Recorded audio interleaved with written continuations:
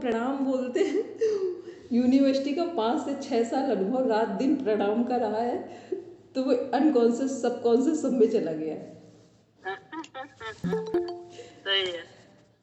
सीमा जी कल आपने ज्वाइन भी नहीं किया, दिखे भी नहीं, कुछ पता भी नहीं लगा, अभी भी गायब हो गए थे। प्रणाम सबको प्रणाम। चलिए हेमंत भी प्रेयर टाइम से स्टार्ट कीजिए।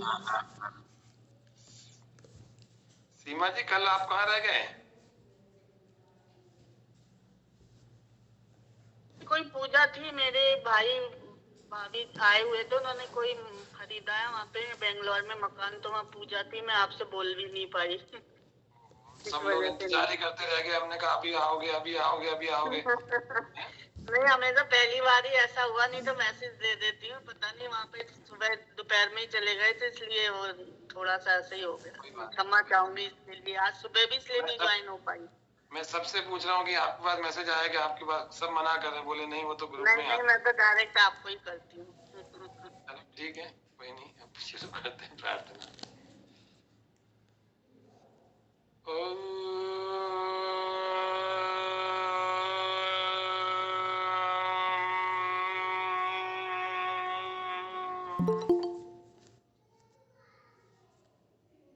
अग्निं ईले पुरोहितं यज्ञस्य देवं ऋत्विजम् भूतारं रत्नधातमम्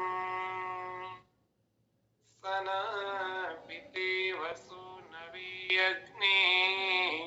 सुपायनो भव स च स्वानः स्वस्तये।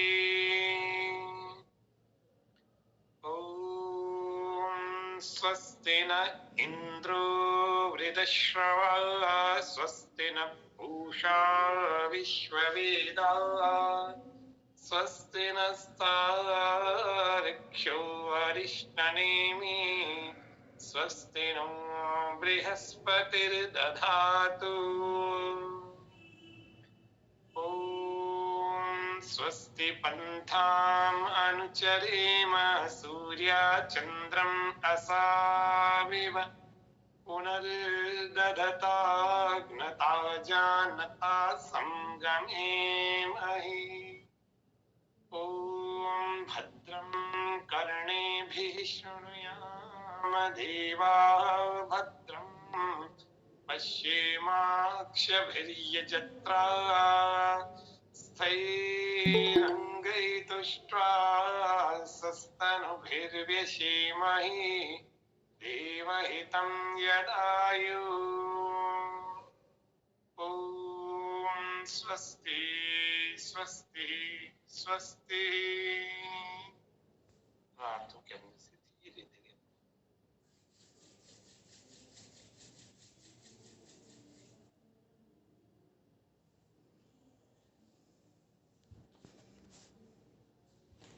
चलिए हेमंत भैया, कल जो क्वेश्चन पूछे थे वो किसके लग रहे थे सबसे अधिक आंसर सही आए थे, किसकी तरफ से? नहीं, वैसे तो सबके एवरेज थे, ऐसा कोई विशेष नहीं था कि जिसको नहीं, बहुत कम सिद्धांत स्पष्ट हो। 35 प्रश्न हमने पहुंच गए थे, हम 35 प्रश्नों तक। और इन लोगों को होमवर्क कुछ दिया था क्या हेमंत भैया?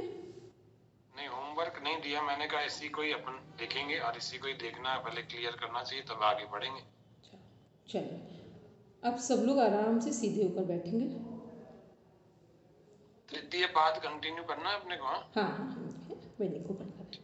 चलिए अब जो जो जिससे जिससे क्वेश्चन पूछते जा रहे हैं वो पहले तो आराम से आंसर देंगे सब, ठीक? चित्त प्रसादन क्या है? चित्त प्रसादन क्या है? क्वेश्चन मेरा सबको समझ में आया हमने क्या बोला है? दीप्ति, रचना जी बोलेंगे। रचना जी। मैत्री करुणा मुदितो उपेक्षाणाम सुख दुख पुण्य पुण्य भावनातश्चित्त प्रसादनम विषयाणाम भावनातश्चित्त प्रसादनम, ठीक? चलिए बोलेंगे कहाँ पर ये डिफाइन है, किस नंबर पे?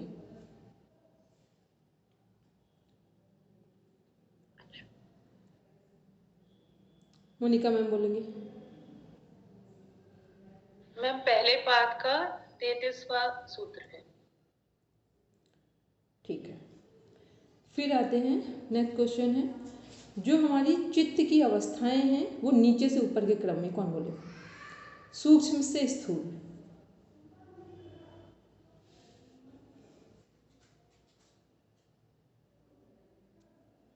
मोनिका मैम और रचना जी के अलावा जो लोग हैं वो बोलेंगे। दीप्ति को भी हटा दिया, हम बोलेंगे हरदीप भैया।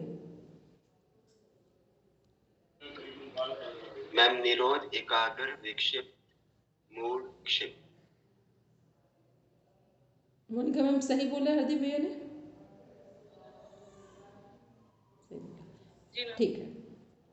जो हमारी प्रधान सतोगुण जो है वो प्रधान अवस्था में कहाँ है? चित्त की 5 भूमि में प्रधान अवस्था बोला है, बोलेंगे मोनिका। अब मोनिका मैम नहीं बोल रहे हैं, मोनिका बोल रहे हैं। हाँ बोलेंगे मोनिका। आवाज़ मेरे पास क्लियर नहीं है, फिर से दोबारा बोलो। मैम विक्षिप्त अवस्था में। दिव्या बोलेंगे। मैम एकाग्र अवस्था में। एकाग्र अवस्था हमने बोला ना, प्रधान का मीन्स हुआ श्रेष्ठ हो गया, 1 फर्स्ट नंबर पे, ठीक। जो विक्षिप्त अवस्था है वहाँ पर क्या है कि 60 और 40 का रेशियो चल रहा है। 60 में सतोगुण है, 40 में रजोगुण चल रहा है। मतलब हमें पता है कि सच बोलना ही ठीक है, लेकिन फिर भी परिस्थिति जन्य हम रजोगुण से प्रभावित हो जा रहे हैं, ठीक है। तो 60-40 चल रहा है वहाँ पे।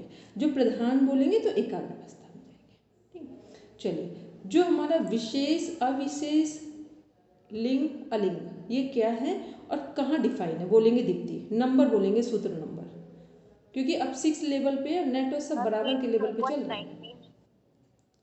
बोलेंगे दीप्ति। दूसरी बात का 19वां सूत्र। अच्छा ठीक है। अब दिव्या बोलेंगे कि विशेष में क्या क्या शामिल है।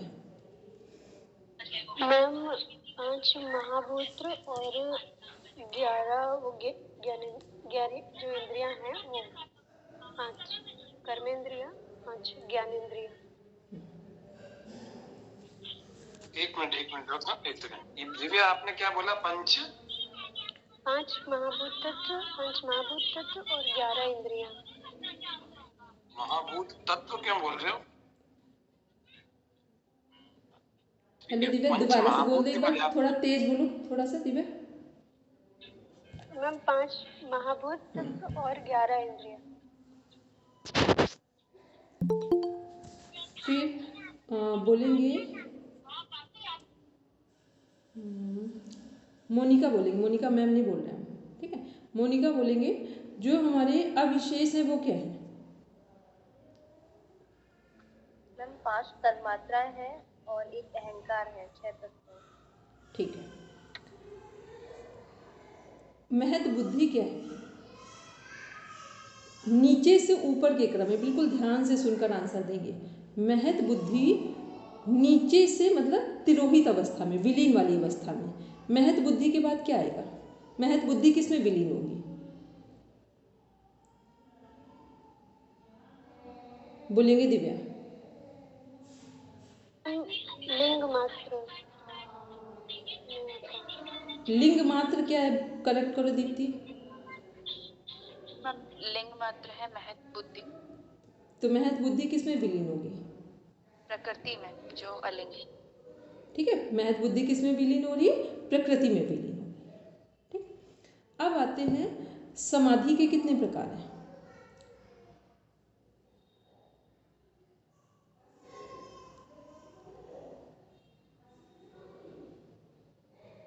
सीमा मैम बोलेंगे समाधि के कितने प्रकार हैं। समाधि 2 प्रकार की है, संप्रज्ञात समाधि और असंप्रज्ञात समाधि। ठीक है। संप्रज्ञात के कितने प्रकार हैं सीमा मैम? संप्रज्ञात के सबसे पहले वितर्क समाधि, फिर विचार समाधि, और फिर वितर्क विचार, 2 याद नहीं आ रही। बोलेंगे मोनिका मैम बोलेंगे। मैम वितर्क, विचार, आनंद, अस्मिता। आनंद। रचना जी, ये आनंद कौन वाला आनंद है? मोक्ष मुक्ति वाला आनंद है या उससे पहले का आनंद है? ये उससे पहले का आनंद है। किस लिए, किस कारण से? क्योंकि ये अभी तक संप्रज्ञात में ही है, संप्रज्ञात Very तक good. नहीं गया, क्योंकि विवेक Complete. ख्याति। ठीक है, सही है, संप्रज्ञात में है, इसलिए ये परमानंद नहीं है। परमानंद होता तो कहाँ होता फिर वो? केवल मोक्ष में होता जाकर। ठीक है, मतलब आनंद का मतलब कि अब हमें ये पता चलने लगा है कि प्रकृति और पुरुष में अंतर है। ठीक है, अनुभव में नहीं उपलब्ध हुए हैं। होता है ना, जैसे अभी आप पढ़ रहे हैं तो भले भी हम लोग को अनुभव नहीं है, लेकिन इतना तो लगता है कि योग दर्शन हमारे जीवन को कुछ अच्छा कर सकता है। ठीक, भले ही अनुभव में नहीं है, लेकिन आप ये नहीं कह सकते हैं कि योग दर्शन से हमारा जीवन खराब हुआ है, ये नहीं कह सकते। आपके जीवन में अनुभव आए ना आए, लेकिन ये नहीं कहेंगे। ठीक है, चलिए आते हैं जो सूक्ष्म समाधि है विचार वाली। विचार में जो सूक्ष्म तन्मात्राओं पे जो समाधि की जा रही है, वो समाधि से क्या प्राप्त होगा?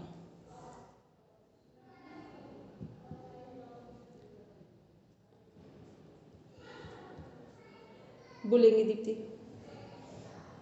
आध्यात्म प्रसाद। अध्यात्म प्रसाद। अध्यात्म प्रसाद क्या है दिव्या? विवेक ख्याति।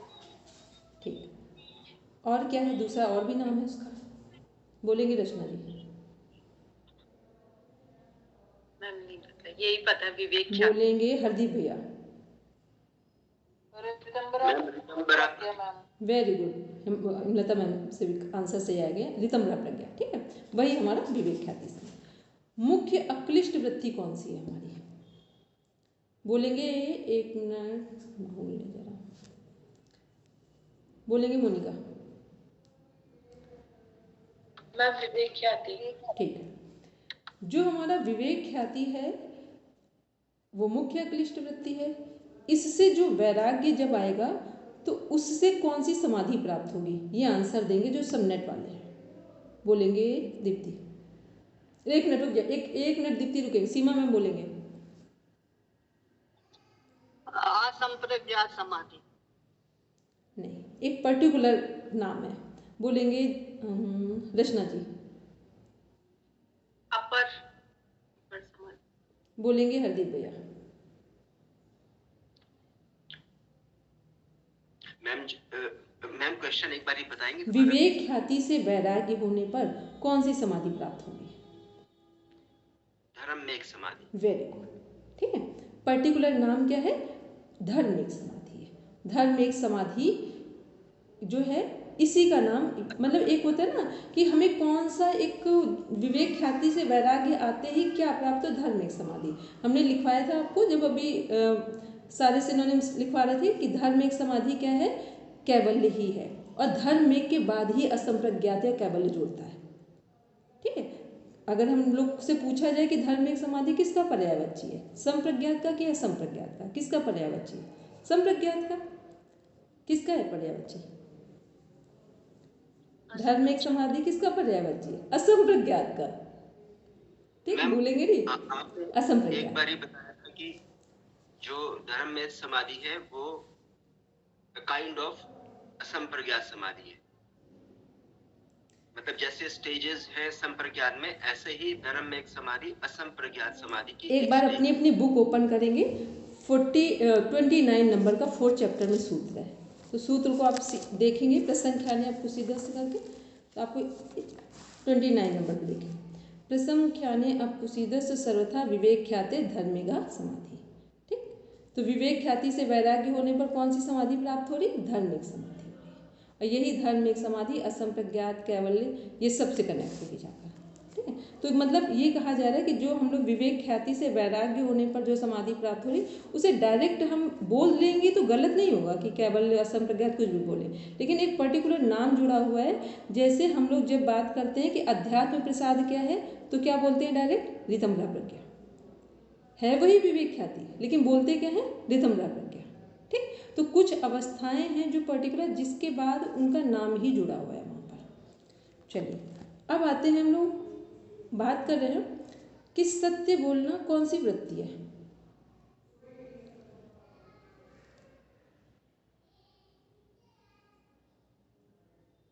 बोलेंगे कृष्णा जी? अक्लिष्ट वृत्ति। ठीक है। मैत्री कौन सी वृत्ति है? अक्लिष्ट। इसका मीन्स ये हुआ कि जितने भी जो भी कुछ हमारे जीवन में सकारात्मक रिजल्ट परिणाम दे रहा हो वो सभी वृत्तियां कौन सी हैं? सब अक्लिष्ट हैं। लेकिन विवेक ख्याति मुख्य अक्लिष्ट वृत्ति है। क्यों मुख्य है? क्योंकि विवेक के द्वारा ही हम चुनाव कर पाते हैं सही और गलत के बीच में। ठीक, एक होता है सच बोलना, अपने आप में एक वृत्ति है, अहिंसा का पालन करना अपने आप में वृत्ति है, लेकिन सारी वृत्तियों की के अगर मूल में हम चले जाएं तो क्या होगा? विवेक ख्याति। विवेक होगा तो सभी वृत्तियों को हम क्लिष्ट से अक्लिष्ट में कन्वर्ट कर लेंगे, और विवेक ही नहीं होगा तो फिर हम बहुत होगा प्रयास से एक दो चीज़ों को समझ लेंगे, लेकिन जड़ पे कभी नहीं पहुँचेंगे, रूट पे कभी नहीं जाएंगे। ठीक है, ये हो गया। अब आते हैं जो हमारी असंप्रज्ञात समाधि है, उसमें उसके कितने प्रकार हैं?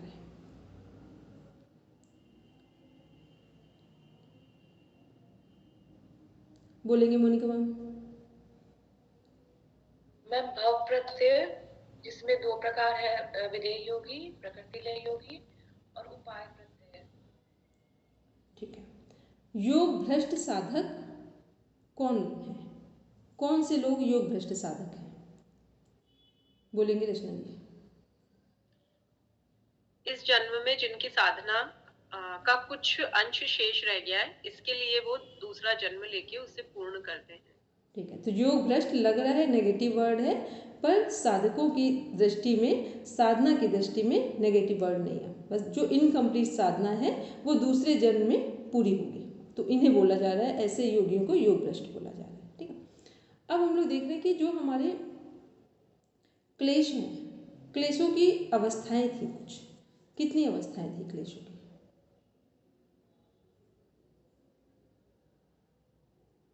बोलेंगे मोनिका?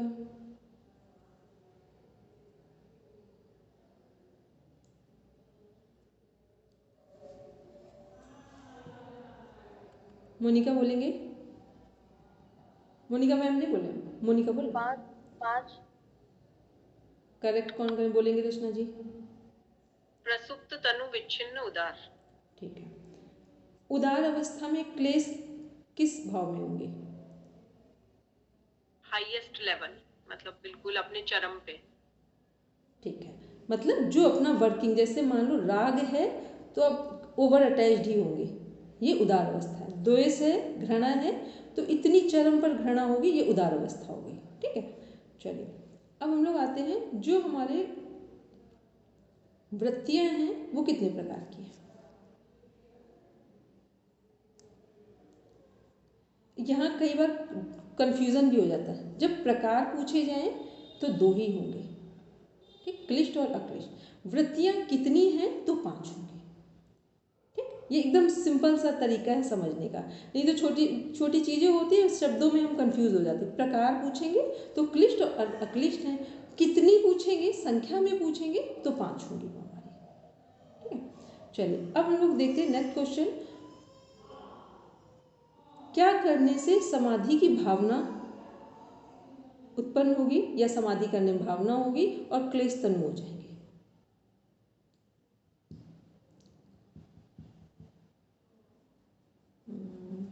बोलेंगे दीप्ति में? क्रिया योग। क्रिया योग। क्रिया योग में क्या क्या शामिल है कृष्णा जी?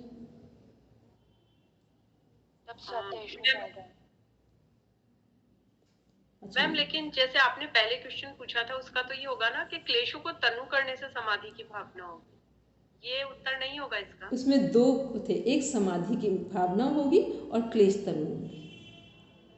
ठीक, 1 मिनट ओपन करिए फटाफट सेकंड चैप्टर।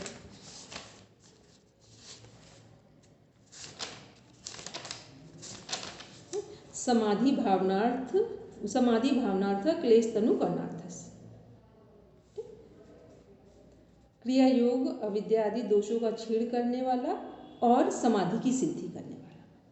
ठीक, 2 चीजें हैं, क्लेश तनु होंगी और समाधि की सिद्धि करने वाला। ठीक, चलिए तो ये हम लोगों ने क्या अभी देखा, छोटे छोटे से कुछ चीजें देखी जो हमारे क्वेश्चन से संबंधित है, क्योंकि जब क्वेश्चन आएंगे ना तो इस तरह से क्वेश्चन कनेक्ट होंगे। कॉन्सेप्ट लेकर अपने, ठीक है। अब एक और क्वेश्चन है कि जो हमारी प्रज्ञा है वो कितने प्रकार की है, बोलेंगे मोनिका मैम? 7 प्रकार की प्रज्ञा है। ठीक है, 2 पार्ट्स में डिवाइड है, 7 हैं लेकिन 2 में डिवाइड है, तो वो कौन कौन से हैं, बोलेंगे रचना जी? कार्य विमुक्ति और ज्ञान विमुक्ति, उसके 4 हैं। 4 उसके प्रकार है, 3 उसके हैं। 4 में पहले आएगा हेय शून्य, खेय शून्य। आगे दीप्ति करेक्ट करो पूरा, पहले तो नाम सही करो। कार्य विमुक्ति प्रज्ञा, दूसरा क्या नाम है? चित्त विमुक्ति चित्त प्रज्ञा। विमुक्ति है, ठीक, चित्त विमुक्ति है। अब इनमें के जो पार्ट्स है उनको बोलो। कार्य विमुक्ति में 4 आएंगे। जे शून्य, हे शून्य, प्राप्ति, प्राप्य, चिर्किशावस्था। और चित्त विमुक्ति में आएंगे गुणलीनता, आत्मस्थिति, और उससे पहले चित्त की कृतार्थता, गुणलीनता और आत्मस्थिति। इसको सभी लोग आज करेक्ट करेंगे, ठीक है। ये क्वेश्चन कई बार रिपीट हो चुका है कि प्रज्ञा कितने प्रकार की है, ठीक है। 2 पार्ट्स में जो डिवीज़न है वो, और उसके अंदर कौन कौन से नाम आ रहे हैं हमारे। चलो अब हम लोग आगे देखते हैं। पता है ये जो बुक है ना, इसको जब आप ऐसे पढ़ेंगे जैसे हम लोग साइंस पढ़ते हैं, तो तुरंत जस्ट समझ में आ जाए। और इसको फिलॉसफी की भाषा में समझा, दर्शन की भाषा में, तो कभी समझ नहीं आती है। क्योंकि दर्शन में क्या होता है, फिर वो गहराई में चले जाएंगे, गहराई में जाते हैं। तो अभी हम सब लोग उतनी उस तरह के आध्यात्मिक लोग नहीं हैं कि जो हम लोग बहुत गहराई में जाकर फिर कॉन्सेप्ट को पकड़ पाएँ, ठीक। वो धीरे धीरे हो जाएगा। अभी के पहले कॉन्सेप्ट को लेते जाएंगे, फिर धीरे धीरे अनुभव होता जाएगा, तो आप गहराई में भी चले जाएंगे, तो वहाँ कोई प्रॉब्लम नहीं है। चलिए अब हम लोग आते हैं, कौन सा हम लोग सूत्र पढ़ रहे थे? 15 नंबर का कि 13, 9 नंबर का हम लोगों ने सूत्र पढ़ा था। 9, 10 किस नंबर पे थे, एक बार बोलेंगे? मैम 9 तक पढ़ लिया था दीदी। 9 पढ़ा था हम लोगों ने, ठीक है। चलिए एक बार यहाँ से पढ़ते 9 नंबर से, इसको यहाँ पे भी ओपन कर लें।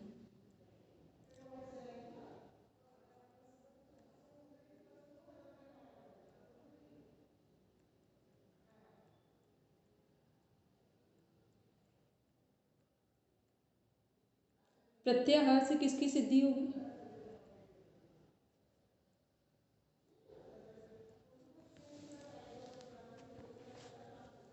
दीप्ति से तो अब नहीं पूछेंगे। प्रत्याहार से किसकी सिद्धि प्राप्त होगी, क्या ततः होगा? परमा वशेंद्रियाणाम, इंद्रियां हैं वो हमारी कंट्रोल में होंगी।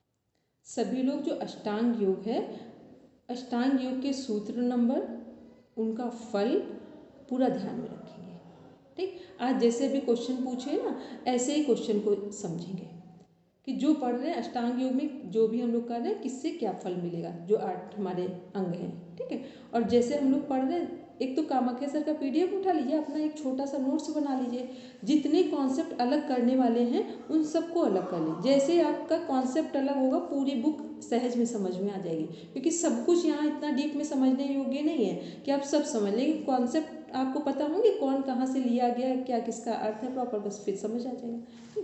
चलिए पढ़ते हैं 9 नंबर का सूत्र। व्युत्थान निरोध संस्कार योर विभव प्रादुर्भावो निरोध क्षण चित्तान्वयो निरोध परिणाम, ये पढ़ा था हम लोगों ने। देखते हैं व्याख्या। निरोध समाधि में चित्त की संपूर्ण वृत्तियों का अभाव हो जाने पर भी उनके संस्कारों का नाश नहीं होता है। इसको ब्रैकेट में कर देंगे पूरा इस लाइन को। निरोध समाधि में, अब 1 मिनट स्क्रीन शेयर कर दे, तुमने किया ही नहीं।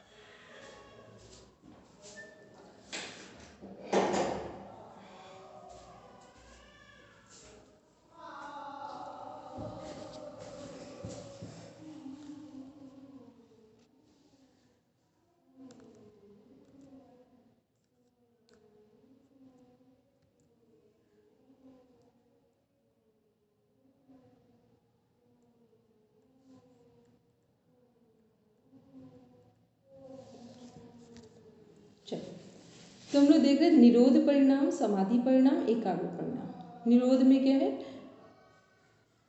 इसको भी हम लोग आगे सूत्र में देखेंगे, पहले इसके पहले वाला सूत्र कंप्लीट करना है।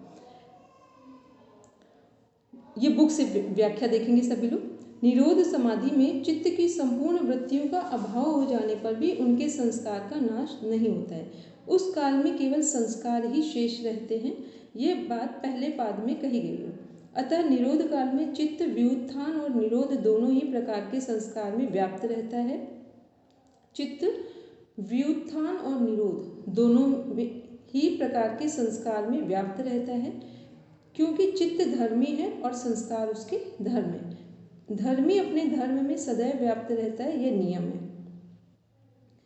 उस निरोध काल में जो व्युत्थान के संस्कारों का दब जाना और निरोध संस्कारों का प्रकट हो जाना है तथा चित्त का निरोध संस्कारों से संबंधित हो जाना है, यह व्युत्थान धर्म से निरोध धर्म में परिणत होना रूप निरोध परिणाम है।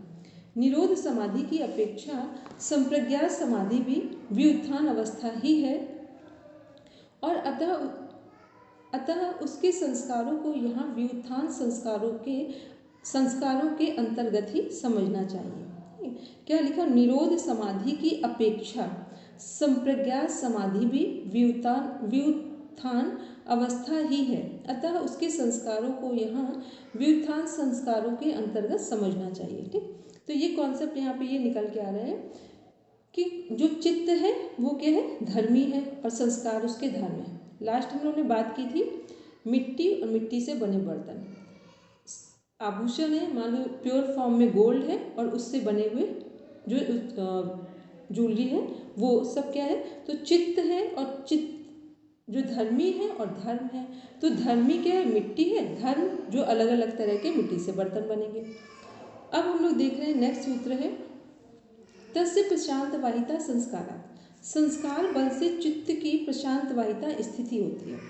व्याख्या है, पहले सूत्र के कथन अनुसार जब व्युत्थान के संस्कार सर्वथा दब जाते हैं, व्युत्थान के दबेंगे तो कौन से संस्कार दबेंगे, कौन सी समाधि है यहाँ पर भी, व्युत्थान के संस्कार दब जाते हैं, बोलेंगे दीप्ति। मैम व्युत्थान के यदि संस्कार दब जाते हैं तो असंप्रज्ञात समाधि आ जाएगी, निरोध नहीं, व्युत्थान के संस्कार दब जाएंगे, हाँ ठीक है, तब संप्रज्ञात ही आएंगे और निरोध के संस्कार बढ़कर भरपूर हो जाते हैं। उस समय उस संस्कार मात्र शेष चित्त में निरोध संस्कारों की अधिकता से केवल निर्मल निरोध संस्कार धारा चलती रहती है, अर्थात केवल निरोध संस्कारों का ही प्रवाह चलता रहता है। ये निरुद्ध चित्त की अवस्था है। निरुद्ध चित्त किस समाधि से संबंधित है, बोलेंगे हेमलता। निरुद्ध चित्त किस समाधि, चित्त की अवस्था किस समाधि से संबंधित है, संप्रज्ञात या असंप्रज्ञात? असंप्रज्ञात। ठीक है, चलिए नेक्स्ट सूत्र है हमारा सर्वार्थते एकाग्रतयो क्षयोदयो चित्तस्य समाधि परिणाम। मीन्स एक बार इसमें भी देख लेंगे, जो स्क्रीन पे शेयर हो रहा है कि निरोध परिणाम, समाधि और एकाग्र परिणाम, क्योंकि इसके बाद 12 नंबर सूत्र आ जाएगा। निरोध परिणाम क्या है, उठ रही वृत्तियां धीरे धीरे शांत होती हैं। निरोध परिणाम का स्थिर होने को ही संस्कार के लिए प्रशांत वाहिता कहा गया। मतलब जो वृत्तियां उठ रही हैं वो धीरे धीरे शांत हो रही हैं। तो कौन सी वृत्तियां उठकर धीरे धीरे शांत हो रही हैं,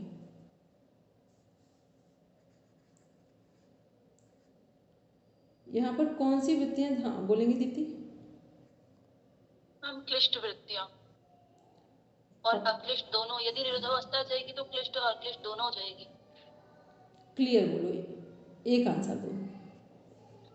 मैम यदि निरोधावस्था की यदि बात कर रहे हैं तो क्लिष्ट और अक्लिष्ट दोनों ही वृत्तियां समाप्त होती जाएगी। बोलेंगे हरदीप भैया।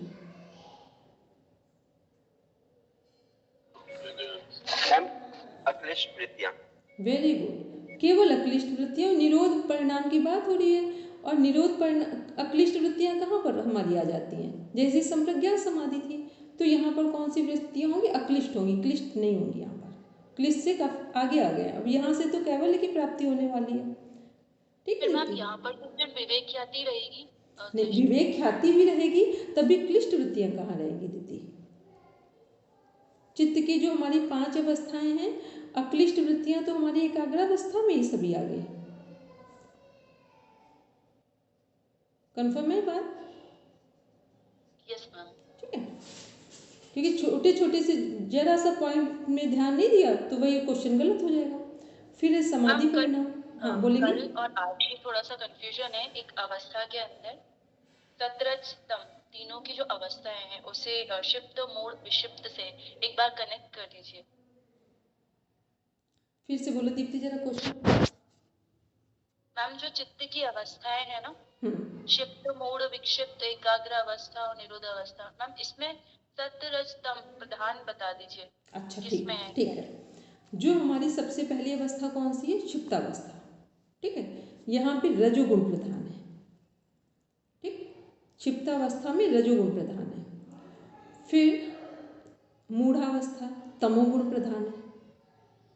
ठीक है, जिसको कहीं कंफर्म ना हो प्रॉपर लिख लो या सुन लो, याद रह जाए तो याद रख लो। फिर है हमारी तीसरी अवस्था कौन सी है? विक्षिप्तावस्था। विक्षिप्तावस्था में 60 और 40 का रेशियो चल रहा है। सतोगुण 60, 40 रजोगुण चल रहा है वहाँ पर। तो 60 में क्या है कि हमें क्लियर होता है विक्षिप्तावस्था में कि सत्य ही हमारे जीवन में हमें आगे बढ़ा सकता है, मोक्ष की ओर ले जा सकता है। लेकिन फिर भी परिस्थिति जन्य यदि हमें कुछ ऐसा माहौल मिल जाए जो हम प्रभावित होने वाला हो, या कोई भी हमारा ऐसा कार्य हो, तो हमें लगेगा कि हम रजोगुण से प्रभावित हो गए, मतलब हमें लगा शॉर्टकट भी कुछ काम किया जा सकता है। तो वो क्या हो गया कि हम जान भी रहे हैं कि सच बोलना ही हितकर है, या सच बोलने से ही सब हमारी चीज़ें अच्छी हो सकती हैं, लेकिन फिर भी हम थोड़ा बहुत, हम लोग सामान्य जीवन में क्या करते हैं, बिल्कुल सही पता है कि सही चीज़ें ही सही हैं, झूठ बोलना गलत है, सही आचरण करना, जो भी अच्छी चीज़ें हैं वो सब ठीक है, लेकिन फिर भी परिस्थिति जन्य कहीं ना कोई तरीके से क्या होता है, एक छोटी सी फॉल्ट हो ही जाती है। तो वो क्या है, सतोगुण के साथ रजोगुण का हावी होना और थोड़ी देर के लिए प्रभावित हो जाना। बाद में फिर गिल्टी फील करते हैं हम लोग कि इससे तो अच्छा जो सच था, जो हम पहले समझ रहे थे वही ठीक था। तो यहाँ विक्षिप्ता अवस्था में 60-40 का रेशियो चल रहा है, यहाँ सतोगुण प्रधान नहीं है। सतोगुण प्रधान का मीन्स हो गया जहाँ समस्त वृत्तियाँ क्लिष्ट अक्लिष्ट में कन्वर्ट हो गई। संप्रज्ञा समाधि एकाग्रावस्था में हमारा कौन सा गुण प्रधान होगा? सतोगुण प्रधान होगा। और जब हमारा एक जो निरुद्धावस्था है, वहाँ हम तीनों गुणों से पार चले गए। अभी किसी का कोई डाउट हो तो पूछ लो फिर से, किसी का भी कोई डाउट हो। मैंने कल इनको यही तो बताया था कि विक्षिप्त में रजोगुण की अधिकता है, जैसा अभी आपने बताया है ना, बाकी सब तो सेम था। और एकाग्र में सतोगुण की स्थिति थी और निरुद्ध में तीनों नहीं होंगे।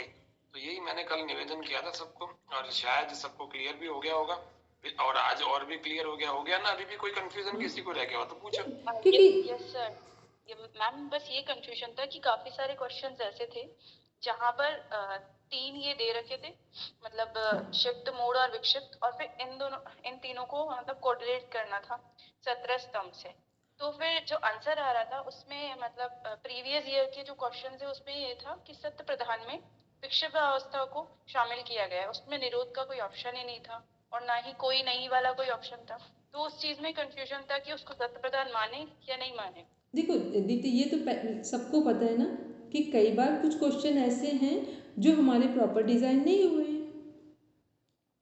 ठीक है, वो तो यूजीसी नेट में भी अब तक कभी ऐसा नहीं हो पा रहा है कि 1 से 2 क्वेश्चन उसमें रॉन्ग ना चले जाएं। तो और ये तो बुक्स जब डिज़ाइन की जाती हैं, जो आप लोग पढ़ते हैं सारी चीज़ें, तो कई बार छोटी छोटी सी ऐसी मिस्टेक्स हो जाती हैं। तो जब हम लोग पैराग्राफ में पढ़ रहे हैं, पूरा कॉन्सेप्ट पढ़ रहे हैं, बुक के साथ पढ़ रहे हैं, फिर ऐसे प्रॉब्लम्स आने की ज़रूरत ही नहीं पड़ेगी। ठीक है, तो और छोटी छोटी चीज़ों में यहाँ कंफ्यूज नहीं, बस कॉन्सेप्ट देख लो एक बार। बोलेंगे में वो कल भी ऐसे ही हुआ था, वो अपने कामाख्या जी की पुस्तक में जो था ना, तो वो एक दो क्वेश्चन ऐसे ऑप्शन उनके थे ही नहीं, आंसर ही नहीं थे, मतलब फिर मैंने इनको यही कहा, मैंने कहा अभी मिसप्रिंट हो गया तो कोई मानवीय भूल है तो किसी से भी हो जाएगी, उसमें क्या दिक्कत है, ऑप्शन नहीं है तो उसको लेके कंफ्यूज थोड़ी होना है। हाँ नहीं बिल्कुल सही बात है कि वो कोई उसमें कन्फ्यूजन, जब कॉन्सेप्ट सामने है, बुक सामने है, पीडीएफ सामने है, तो ऐसे छोटी छोटी चीज़ों में कन्फ्यूज नहीं होना, ठीक है। तो आप क्लियर रखना। और इसीलिए आपने देखा होगा जो अभी हम लोगों के पास 41 नंबर का सूत्र है, या जो पीडीएफ है कामाख्या सर का जो भेजा, उसको भी ध्यान से देखना। वहाँ पर जो एकाग्र अवस्था जहाँ पर है, संप्रज्ञात समाधि है, वहाँ पर लिखा हुआ चित्त स्फटिक मणि के भांति दिखाई देता है। कितने लोगों ने ये लाइन पढ़ी है? वो हैंड रेस कर दो केवल।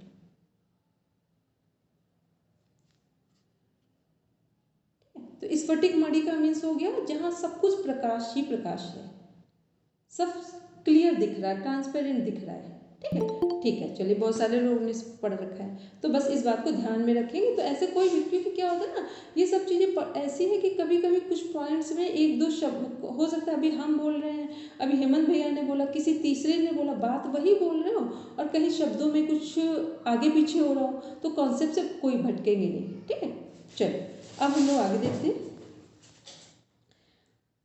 11 नंबर। एक बात और है बोलिए मैम, जो ये उनका पीडीएफ है उसमें भी उन्होंने ये लिखा है, ये सतोगुण प्रधान चित्त उपरोक्त दोनों अवस्था से उत्तम और साधना की ओर अग्रसर माना जाता है। ये विक्षिप्त में लिखा हुआ है। तो विक्षिप्त में क्या है? अभी हमने जो 60 और 40 बोला है, ये इसीलिए तो बोला विक्षिप्त में सतोगुण ही हमने कहा कि जो 100 के रेशियो 60% सतोगुण ही है वहाँ पर। लेकिन जब प्रधान कहा जाएगा, प्रधान, ठीक है, तो प्रधान में एकाग्रावस्था चली जाए। प्रधान का मीन्स होता है जहाँ एक ही चीज अपने टॉप पर है। प्रधान का मीन्स हुआ जब एकाग्र अवस्था होगी तो सतोगुण ही होगा। अच्छा एक बात अभी फिर, अगर अभी उसमें भी नहीं समझ तो अभी कॉमन समझ लो। जब हम लोग बोल रहे हैं कि सभी क्लिष्ट वृत्तियां अक्लिष्ट कहाँ पर होगी, केवल हम लोग दो समाधि है, ठीक है मोनिका मैम, क्लियर कर लीजिए। दो समाधि के प्रकार हैं, संप्रज्ञात और असंप्रज्ञात। संप्रज्ञात में सभी वृत्तियां किस अवस्था में है? संप्रज्ञात समाधि में सभी वृत्तियां किस अवस्था में है हमारी? अक्लिष्ट में। अक्लिष्ट में है। और एकाग्रावस्था किसका नाम है? संप्रज्ञात समाधि का, ठीक है। तो अब कंफ्यूज नहीं होंगे। अभी मोनिका में पूरा प्रॉपर नहीं, अगर किसी को कहीं कंफ्यूज है आप सब हटा दो, पीडीएफ हटाओ, सब हटा दो। अभी आप केवल आप अलग से लिखो यहाँ पर, जो हमारी पहली अवस्था रजोगुण प्रधान, मूढ़ावस्था तमोगुण प्रधान, विक्षिप्तावस्था सतोगुण फर्स्ट, रजोगुण सेकंड, दोनों यहाँ पर शामिल है। फिर एकाग्रावस्था केवल और केवल हमारा सतोगुण प्रधान, सभी वृत्तियां अक्लिष्ट वृत्तियां, विवेक ख्याति मुख्य अक्लिष्ट वृत्ति। फिर जो हमारी निरुद्धावस्था है वो है हमारी सभी वृत्तियों से बाहर आना या तीनों गुणों से बाहर आना, सभी अक्लिष्ट वृत्तियों का भी से भी वैराग्य होना, तो वो है हमारी निरुद्धावस्था, ठीक है। अब वो मोनिका मैम अभी भी कंफ्यूजन हो तो अभी भी ओपन हार्ट पूछ लीजिए। Hello Monika ma'am. मैम ठीक है, ठीक है, ऐसा नहीं है, देखो सब लोग पढ़ रहे हैं, कई बार होता है कि थोड़ा टाइम लगता है समझने में, ठीक है, तो इसलिए परेशान नहीं होंगे। चलिए अब हम लोग देखते हैं 11 नंबर का सूत्र, सर्वार्थ एकाग्रतयो क्षयोदयो चित्तस्य समाधि परिणाम। सब प्रकार के विषयों का चिंतन करने की वृत्ति का क्षय हो जाना और किसी एक ही ध्येय विषय को चिंतन करने वाली एकाग्रता अवस्था का उदय हो जाना चित्त का समाधि परिणाम है, ठीक। 1 मिनट समाधि परिणाम जो इसमें स्क्रीन पे है उसको भी देख लें, इसी सूत्र को इंगित कर रहा है। निरोध परिणाम के संस्कार सिद्ध सिर्फ एक ही ध्येय विषय का चिंतन चलता है, ठीक है, सही है। फिर एकाग्र परिणाम में क्या देख रहे हैं, जब शांत होने वाली वृत्ति और उदित होने वाली वृत्ति एक समान हो जाती है, दोनों का एक हो जाना एकाग्रता परिणाम है, ठीक। एकाग्रता को अगर आप सभी चीज़ों से भी हटा दें तो सिंपल पता है, एकाग्रता मीन्स जहाँ पर हम फुल कॉन्सेंट्रेट हैं अपने लक्ष्य के प्रति, ठीक है। ध्यान में नहीं है, अभी धारणा में है एकाग्रावस्था में। व्याख्या देखेंगे 11 नंबर की, लिखा है ध्येय विषय को चिंतन करने वाली एकाग्रता अवस्था का उदय होना। पहले अवस्था उदय हुई है, फिर चित्त का समाधि परिणाम है। व्याख्या है, निरोध समाधि के पहले जब योगी का संप्रज्ञात योग सिद्ध होता है। ठीक, निरोध समाधि के पहले जब योगी का संप्रज्ञात योग सिद्ध होता है, उस समय चित्त की विक्षिप्त अवस्था का क्षय होकर एकाग्र अवस्था का उदय हो जाता है। अब जिनका अभी भी कोई कंफ्यूजन हो, इन लाइंस को पढ़ेंगे, अब क्लियर हो जाएगा। ठीक, व्याख्या फिर देखेंगे, व्याख्या पढ़ेंगे रचना जी।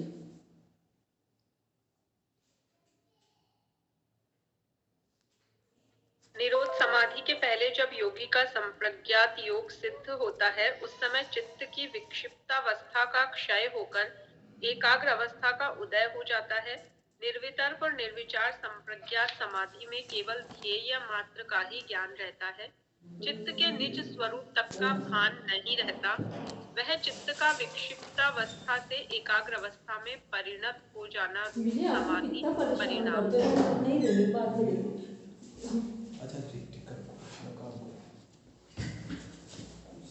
मैम आगे वाले का भी मैं 12वें का भी। अब देखो, इसमें एक बात सबको क्लियर हो गई, निरोध समाधि के पहले जब योगी का संप्रज्ञात योग सिद्ध होता है।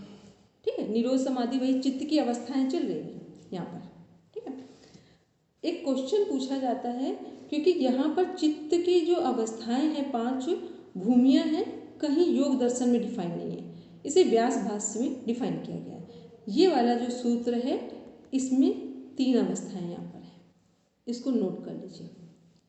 ठीक, शुरू में पढ़ते हैं, लेकिन 3rd चैप्टर के 11 नंबर पे चित्त की जो अवस्थाएं यहाँ पर दिखा है। ठीक है, कौन कौन सी अवस्थाएं यहाँ पर है हमारे पास? विक्षिप्तावस्था, एकाग्रावस्था और निरुद्धावस्था, 3 आपने। ठीक, क्या लिखा हुआ? संप्रज्ञात योगी का संप्रज्ञात योग सिद्ध होता है, उस समय चित्त की विक्षिप्तावस्था का क्षय होकर एकाग्रावस्था का उदय होता है। कौन सी, किसका क्षय हो रहा है? विक्षिप्त अवस्था का। उदय किसका हो रहा है? एकाग्र अवस्था का। ऐसे ही अगर हम लोग कहें कि विक्षिप्त अवस्था से पहले किसका क्षय हो रहा है, किस अवस्था का? मूढ़ अवस्था का। किसका उदय हो रहा है मूढ़ के बाद? विक्षिप्त अवस्था का। ठीक, तो ये भी क्वेश्चन पूछा जाता है कि किससे पहले किसका क्षय हो रहा है और किसका उदय हो रहा है। तो क्षय का मतलब ऊपर वाला, उदय का मतलब उससे नीचे वाला। फिर क्या है लिखा है नीचे कि निर्वितर्क और निर्विचार समाधि। क्लियर हो गया? निर्वितर्क और निर्विचार यहाँ क्यों लिखा है? क्योंकि निर्वितर्क और निर्विचार किसका पार्ट है? संप्रज्ञात समाधि का। ठीक, निर्वितर्क और निर्विचार किसका पार्ट है? संप्रज्ञात समाधि का। इसलिए लिखा हुआ है निर्वितर्क और निर्विचार संप्रज्ञात समाधि में केवल ध्येय मात्र का ही ज्ञान रहता है। फिर है चित्त के निज स्वरूप का भान नहीं रहता है। चित्त के निज स्वरूप का भान नहीं रहता है। वह चित्त की विक्षिप्त अवस्था से एकाग्र अवस्था में परिणत हो जाना रूप समाधि परिणाम है। मतलब जब एकाग्र अवस्था का मीन्स यहाँ ये हुआ कि भान किसका नहीं रह रहा है? सभी चीज़ों का भान नहीं, केवल किसका भान है? अपना लक्ष्य दिख रहा है। ठीक, ये जो लिखा है एकाग्र अवस्था में परिणत हो जाना समाधि परिणाम है। वह चित्त की विक्षिप्त अवस्था से एकाग्र अवस्था में परिणत हो जाना रूप समाधि परिणाम है। तो पहले एक अंडरलाइन लगाएंगे कि समाधि परिणाम किसमें है? संप्रज्ञात समाधि में। व्युत्थान संस्कार। ठीक है, और जब एकाग्र अवस्था की बात की जाएगी तो एकाग्र अवस्था का मीन्स क्लियर क्या है कि हमें अपना केवल लक्ष्य दिखाई दे रहा है, लक्ष्य प्राप्त नहीं किया है, लक्ष्य दिखाई दे रहा है। तो लक्ष्य कहाँ दिखाई दे रहा है? संप्रज्ञात अवस्था में। अभी तक क्या था? संप्रज्ञात से पहले क्या प्रॉब्लम हो रही थी कि जो हमारा लक्ष्य मोक्ष है उसके से कई बार हम डाइवर्ट हो रहे थे, लेकिन जब हम एकाग्रावस्था या संप्रज्ञात में आ गए तो हमें एक बात क्लियर हो गई कि हमारा लक्ष्य केवल एक ही है, मोक्ष को प्राप्त करना। ठीक, ये क्या है? ये हमने मन में हमारे फाइनल हो गया। ये हमने ये कहें कि जो एकाग्रावस्था है वहाँ पर हमें लक्ष्य के अलावा कुछ नहीं दिखाई दे रहा है, मतलब केवल लक्ष्य है और कुछ नहीं है। ये हो गई संप्रज्ञात समाधि। लेकिन इसको प्राप्त कर, क्योंकि पहले व्यक्ति, दो ही तो कंडीशन होगी। पहले व्यक्ति जो चाहिए उसके प्रति फुल कॉन्सेंट्रेट होगा, पहले उसकी इच्छा तो होनी चाहिए पूरी कि हमें चाहिए क्या। पहली अवस्था है कि पूर्ण इच्छा हो, दूसरी अवस्था है कि इसको प्राप्त करना। तो दूसरी अवस्था प्राप्त करने वाली अवस्था असंप्रज्ञात निरुद्धावस्था हो गई। और जहाँ पर पूर्ण एकाग्र है वहाँ लक्ष्य के प्रति हम जागरूक हो गए हैं कि शरीर और आत्मा, प्रकृति और पुरुष अलग अलग हैं, और इसका जो अनुभव है वो हमने केवल असंप्रज्ञात में प्राप्त कर लिया। शरीर यही है, इसी में हम कैवल्य भी प्राप्त कर लेंगे तब भी यही शरीर रहेगा, संप्रज्ञात में है तो भी यही शरीर रहेगा। अंतर किस बात का आएगा? यदि कैवल्य प्राप्त करेंगे तो अंतर किस बात का आएगा इसी शरीर में? माइक अनम्यूट करेंगे। मैम ये आभास हो जाएगा कि नश्वर है, ये छूटेगा, ये केवल एक निमित्त है, तो जो ज्ञान है वो अनुभव में आ जाएगा और प्रकृति पुरुष अपने अपने गुणों में लीन हो जाएंगे, अलग अलग हो जाएंगे। ठीक है, मतलब ये हो गया कि यदि हमने अपने इसी शरीर में मोक्ष को प्राप्त कर लिया है तो हम पूरे संसार से डिटैच्ड हो जाएंगे, और डिटैच्ड होकर अब अपना कर्म 100% करेंगे। ठीक, अभी कर्म करते हैं तो राग और द्वेष आसक्ति के भाव से करते हैं कि मेरी बिटिया है तो हम उसके लिए कुछ और सोचेंगे, दूसरे की बिटिया है तो कुछ और सोचेंगे। ठीक, और जब इसी शरीर में हम मोक्ष प्राप्त कर लेंगे तो मेरी बिटिया हो कि जानवर के बच्चे हो, सब इक्वल हो जाएंगे जाकर। ठीक, बस इतना अंतर होता है। तो जो हमारा दृष्टिकोण है वो केवल बदलेगा जाकर। चलो अब देखते हैं हम लोग नेक्स्ट इसमें। ततः पुनः शांतोदितो तुल्य प्रत्ययो चित्तस्य एकाग्रता परिणाम।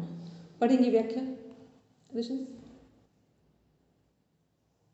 जब चित्त विक्षिप्त अवस्था से एकाग्र अवस्था में प्रवेश करता है उस समय चित्त का जो परिणाम होता है उसका नाम समाधि परिणाम है। जब चित्त भली भांति समाहित हो चुकता है उसके बाद जो चित्त में परिणाम होता रहता है उसे एकाग्रता परिणाम कहते हैं। उसमें शांत होने वाली वृत्ति और उदय होने वाली वृत्ति एक सी ही होती है। पहले कहे हुए समाधि परिणाम में तो शांत होने वाली और उदय होने वाली वृत्ति में भेद होता है, परंतु इसमें शांत होने वाली और उदय होने वाली वृत्ति में भेद नहीं होता। यही समाधि परिणाम में और एकाग्रता परिणाम में अंतर है। संप्रज्ञात समाधि की प्रथम अवस्था में समाधि परिणाम होता है और उसकी परिपक्व अवस्था में एकाग्रता परिणाम होता है। इस एकाग्रता परिणाम के समय होने वाली स्थिति को ही पहले पाद में निर्विचार समाधि की निर्मलता के नाम से कहा है। तो हम लोगों ने देखा था कि संप्रज्ञात समाधि में क्या हुआ था, निर्विचार समाधि से हमें क्या प्राप्त हुआ? अध्यात्म प्रसाद। अध्यात्म प्रसाद क्या था? ऋतंभरा प्रज्ञा, जो विवेक ख्याति हमारी मुख्य क्लिष्ट वृत्ति है। अब हम लोग देख रहे हैं इसमें एतेन भूतेन्द्रियेषु धर्म लक्षणावस्था परिणाम व्याख्याता। पढ़ेंगे, इसकी व्याख्या पढ़ेंगे बस। पहले 9वें और 10वें सूत्र में तो निरोध समाधि के समय होने वाले चित्त के धर्म परिणाम, लक्षण परिणाम और अवस्था परिणाम का वर्णन किया गया है, तथा 11वें और 12वें सूत्र में संप्रज्ञात समाधि के समय होने वाले चित्त के धर्म परिणाम, लक्षण परिणाम और अवस्था परिणाम का वर्णन किया गया है। इसी तरह संसार के समस्त वस्तुओं में ये परिणाम बराबर होते रहते हैं, क्योंकि तीनों ही गुण परिणामी हैं, अतः उनके कार्यों में परिवर्तन होते रहना अनिवार्य है। इसलिए इस सूत्र में यह बात कही गई है कि ऊपर के वर्णन से ही पांचों भूतों में और समस्त इंद्रियों में होने वाले धर्म, लक्षण और अवस्था परिणामों को समझ लेना चाहिए। इनका भेद उदाहरण सहित समझाया जाता है। यह ध्यान में रखना चाहिए कि सांख्य और योग के सिद्धांत में कोई भी पदार्थ बिना हुए उत्पन्न नहीं होता। जो कुछ वस्तु उत्पन्न होती है वह उत्पन्न होने से पहले भी अपने कारण में विद्यमान थी और लुप्त होने के बाद भी विद्यमान है। धर्म परिणाम, जब किसी धर्मी में एक धर्म का लय होकर दूसरे धर्म का उदय होता है उसे धर्म परिणाम कहते हैं। जैसे 9वें सूत्र में चित्त रूप धर्मी के व्युत्थान संस्कार रूप धर्म का दब जाना और निरोध संस्कार रूप धर्म का प्रकट होना बतलाया गया है। यही धर्मों में विद्यमान रहने वाले चित्त रूप धर्मी का धर्म परिणाम है। इसी प्रकार 11वें सूत्र में जो सर्वार्थता रूप धर्म का क्षय और एकाग्रता रूप धर्म का उदय बतलाया गया है, यह भी चित्त रूप धर्मी का धर्म परिणाम है। इसी तरह मिट्टी में पिंड रूप धर्म का क्षय और घट रूप धर्म का उदय होना, फिर घट रूप धर्म का क्षय और ठीकरी टूटे हुए घट के टुकड़े रूप धर्म का उदय होना, सब प्रकार के धर्मों में विद्यमान रहने वाले मिट्टी रूप धर्मी का धर्म परिणाम है। इसी तरह अन्य समस्त वस्तुओं में भी समझ लेना चाहिए। लक्षण परिणाम, यह परिणाम भी धर्म परिणाम के साथ साथ हो जाता है। यह लक्षण परिणाम धर्म में होता है। वर्तमान धर्म का लुप्त हो जाना उसका अतीत लक्षण परिणाम है।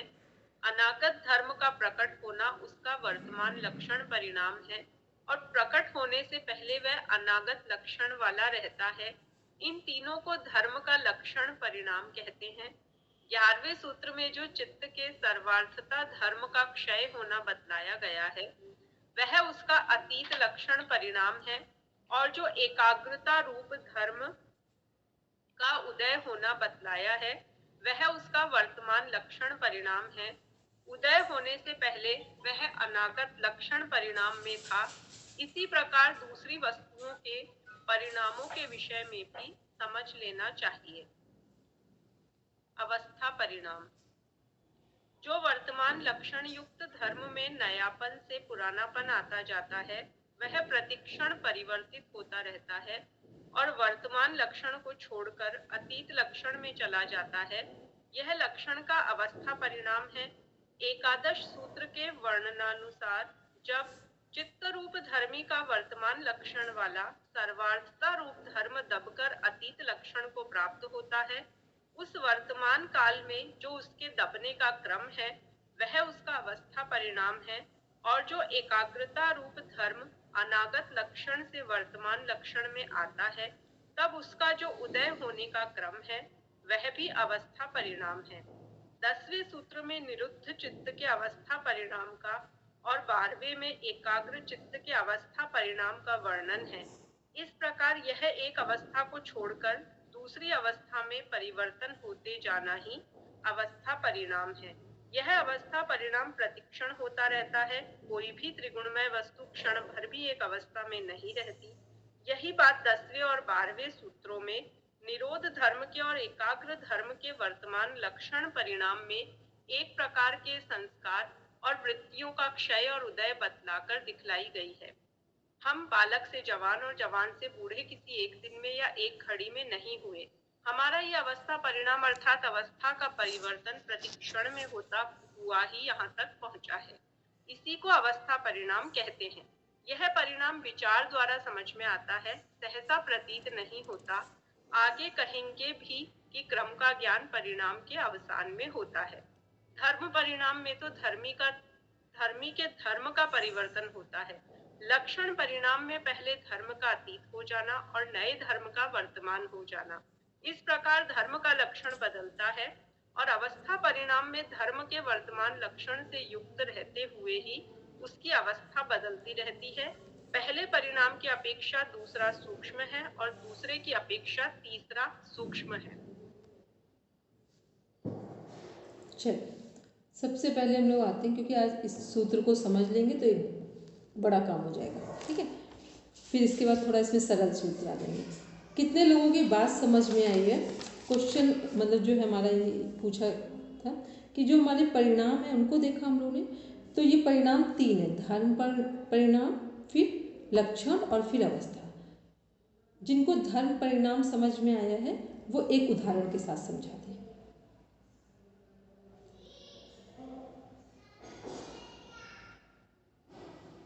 चलो बोलेंगे दीप्ति। मैम तीनों को बताना है? हाँ नहीं, एक को बताओ पहले। धर्म धर्मावस्था बताए ना मैम। आकार का बदलना, मतलब जैसे मिट्टी के घड़े और मिट्टी का बताया है, तो मिट्टी से घड़े का बनना, फिर टूटकर फिर किसी बर्तन का बनना, किसी दिए का बनना, तो ये धर्म अवस्था परिणाम। ठीक है, चलो अब एक उदाहरण से इसी को कंप्लीट करते हैं। मान लो मिट्टी है, तो मिट्टी धर्मी है कि धर्म है? बोलेंगे सीमा में। धर्मी है दीदी। धर्मी है, ठीक है।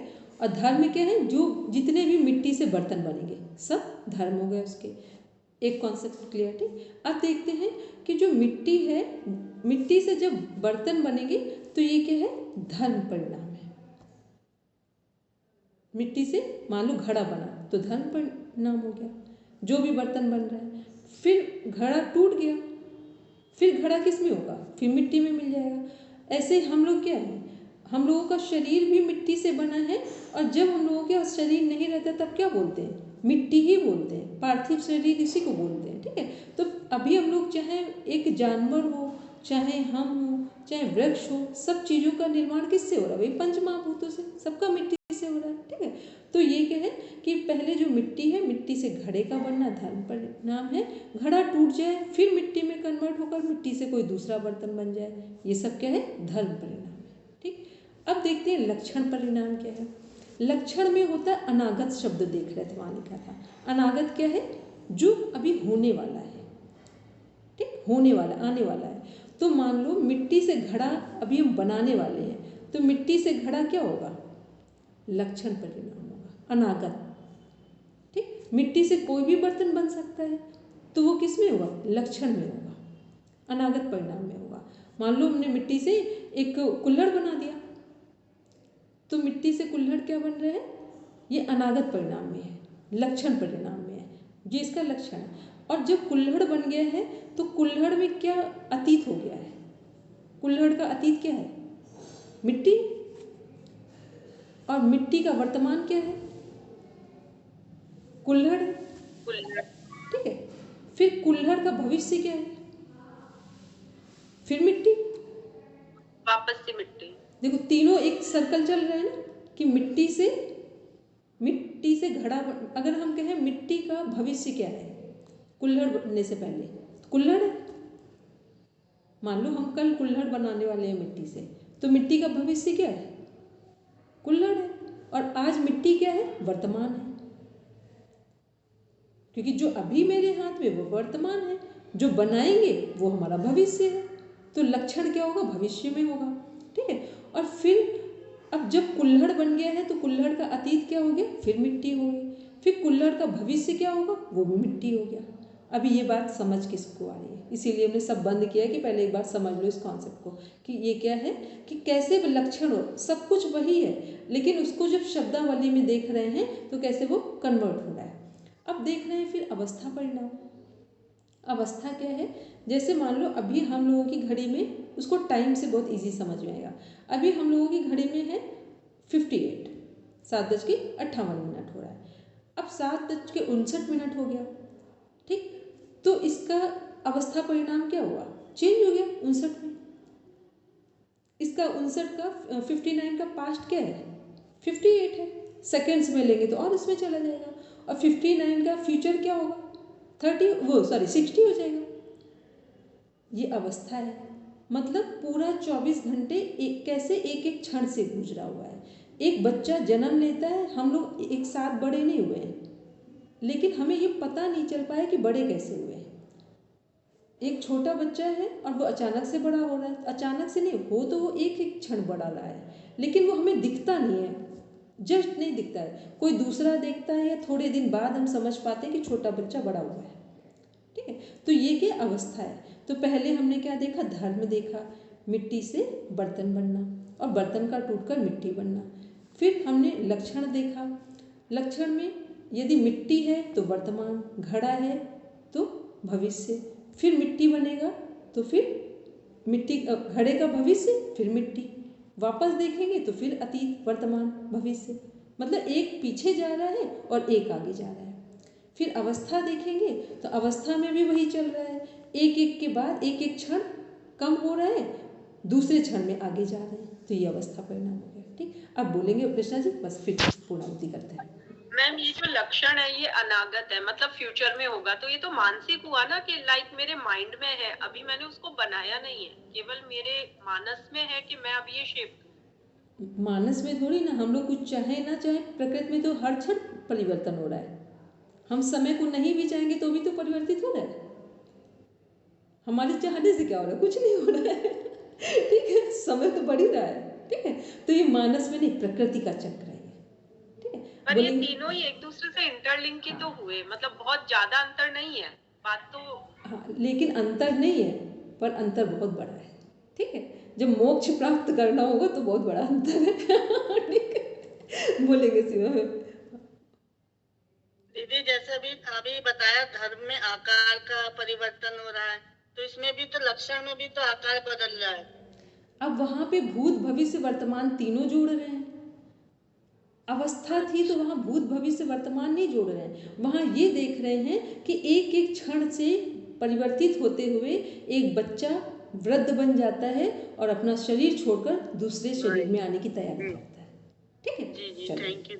इसलिए इस कॉन्सेप्ट को ध्यान से पढ़ेंगे, अब थोड़ा सरल आ जाएगा इसमें। ठीक है, चलिए सब शांति पाठ के लिए बैठेंगे। हेमंत भैया शांति पाठ बोलेंगे। ओम द्यौः शान्तिरन्तरिक्षं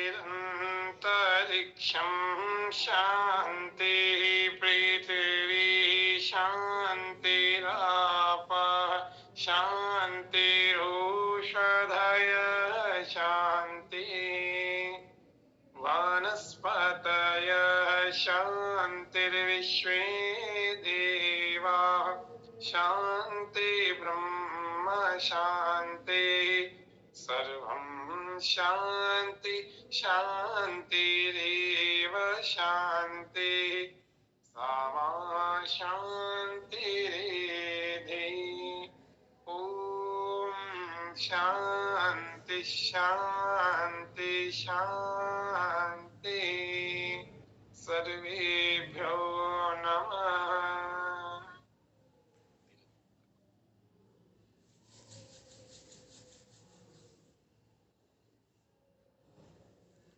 कल सभी लोग योग